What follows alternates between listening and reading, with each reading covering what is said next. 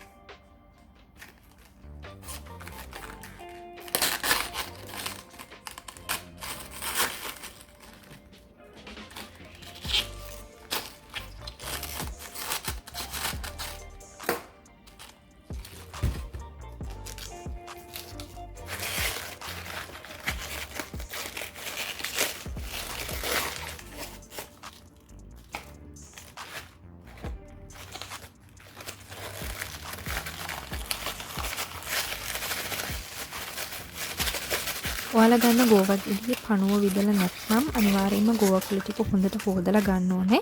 වතුර ටිකකට ලුණුයි ඇපල් සයිඩර් විනිගරයි දාලා ගෝවා කොළ ටික විනාඩි 10ක් වගේ පොඟව ගන්න. ඔයාලා ගාව ඇපල් සයිඩර් විනිගර් නැත්නම් වෙන විනාඩි જાතියක් පාවිච්චි කරන්න පුළුවන්.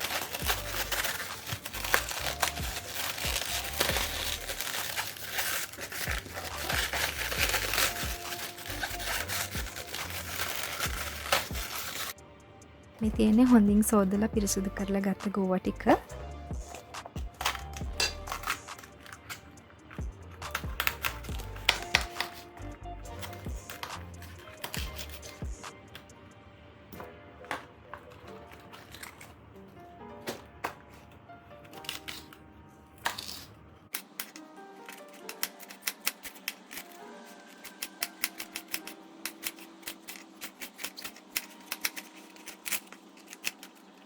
දැන් මෙන්න මේ විදිහට හීනියට දිගාතට ගෝවා ටික කපා ගන්න ඕනේ.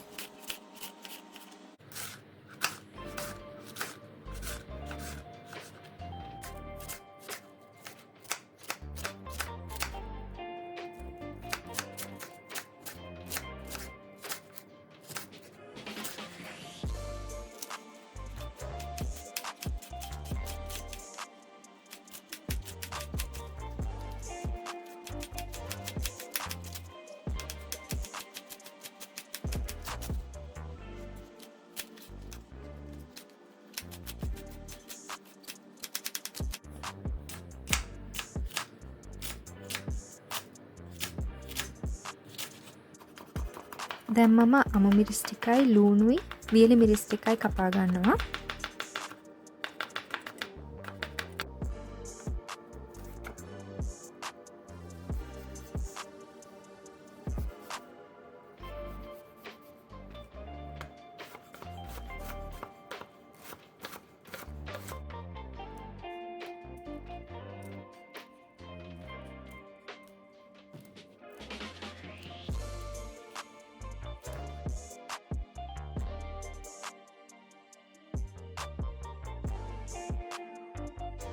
දැන් මම මේ පොල් ටිකට කපාගත්ත ලූණුයි අමු මිරිස්සුයි කහයි ලුණුයි එකතු කරලා හොඳට අනා ගන්නවා.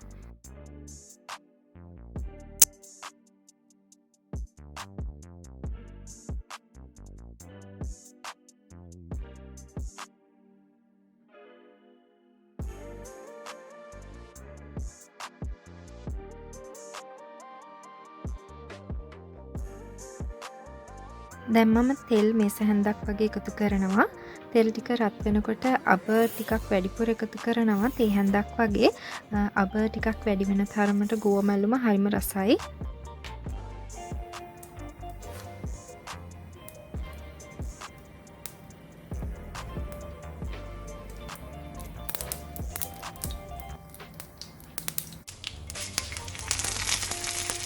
ඊළඟට කපාගත්ත වියලි මිරිස්සුයි කරපිංචා එකතු කරනවා.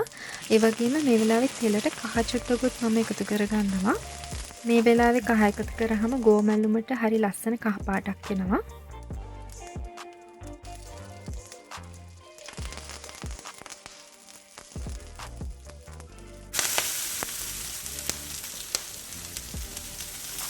දැන් අනාගත්ත පොල් ටික එකතු කරන්න.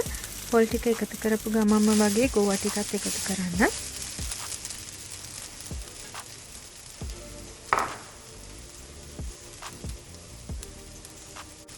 අඩු ගින්දරේ විනාඩි 5ක් විතර ගෝවා ටික මලව ගන්න.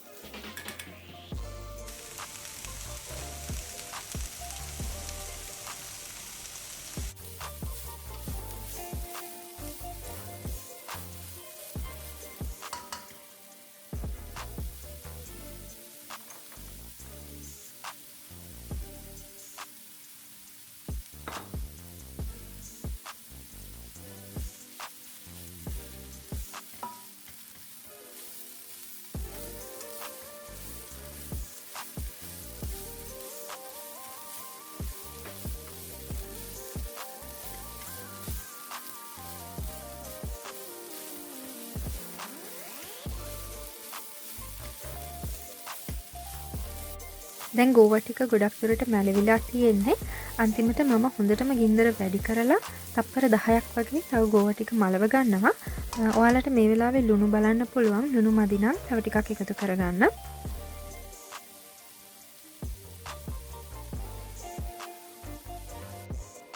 දැන් අපේ ගෝවා මැල්ලුම ලෑස්ති.